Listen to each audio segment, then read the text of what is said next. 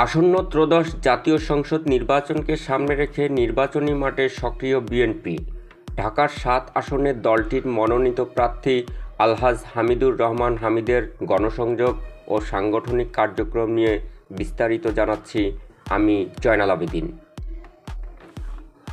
ঢাকা ৭ আসনে বিএনপির নির্বাচনী প্রচারণা জোরদার করেছেন দলটির মনোনীত প্রার্থী আলহাজ হামিদুর রহমান হামিদ। শুক্রবার ১৩ জুলাই ২০২৬ নিজ নির্বাচনী এলাকার বেগমবাজার শাহী মসজিদে জুমার নামাজ আদায় করেন তিনি। নামাজ শেষে বিভিন্ন ওয়ার্ড ও ইউনিট কার্যালয়ের উদ্বোধন করেন হামিদুর রহমান হামিদ। পরে বিএনপির নির্বাচনী প্রতীক ধানের শীষ নিয়ে এলাকায় গণসংযোগ করেন তিনি। এ সময় ভোটারদের সঙ্গে মত বিনিময় করে আগামী নির্বাচনে তাকে বিপুল ভোটে বিজয়ী করার জন্য দোয়া ও সমর্থন কামনা করেন বিএনপির এই প্রার্থী।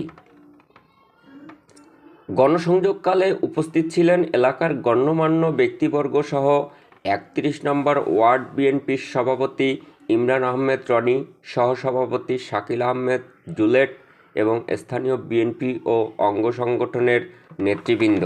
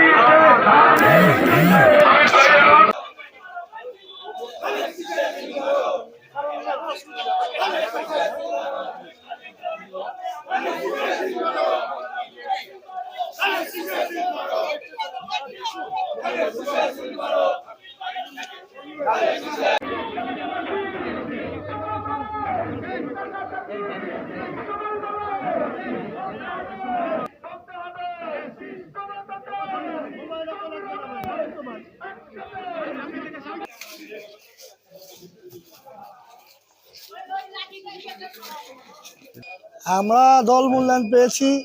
আমাদের একটা কথা আছে, দুর্দিনে হামিদ ভাই, আমরা তাকে ভুলি নাই। তিনি বিএনপির ধানের শীষের কাণ্ডারি, ঢাকা ৭ আসনে বিএনপির মনোনীত প্রার্থী।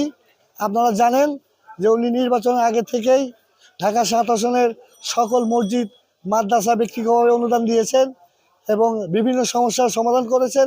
যেটা উনি না পেরেছেন, উনি বলেছেন আমাদের সরকার আসলে শতভাগ পূরণ করবেন। সেই পরিপ্রেক্ষিতেই উনি আজকে আমাদের ওয়ার্ডে আসছেন এবং আমাদের ওয়ার্ডে বেগমবাজার শাহী মসজিদে জুম্মার নামাজ আদায় করেছেন। এখন দিঘুবাবু লেনে যাবেন, আমাদের ওয়ার্ডে 2টা উঠান বৈঠক করবেন এবং সারাদিন আমাদের ওয়ার্ডেই থাকবেন। আমাদের এলাকার মুরব্বী আপামর জনতার সমস্যার সমাধানের জন্য উনি কাজ করে যাবেন ইনশাল্লাহ। আমরা আশাবাদী 12 তারিখে ধানের শীষে ভোট দিয়ে হামিদ ভাইকে, এই এলাকায় হামিদ ভাইকে জনগণের খেদমত করার সুযোগ দিব। অহংকার, মানবতার ফিরেওয়ালা, বাংলাদেশ জাতীয়তাবাদী দলের নির্বাহী কমিটির অন্যতম সদস্য জনাব হামিদুর রহমান ভাই যেখানেই যাচ্ছেন দলমত নির্বিশেষে বিপুল পরিমাণ জনসমর্থন পাচ্ছেন, যেটা তিনি হয়তো কখনো নিজেও আশা করতে পারেননি। এবং দেশনায়ক তারেক জিয়ার হাতকে শক্তিশালী করার জন্য ঢাকা ৭ আসনে হামিদুর রহমান ভাইয়ের ছাড়া কোনো বিকল্প প্রার্থী নেই।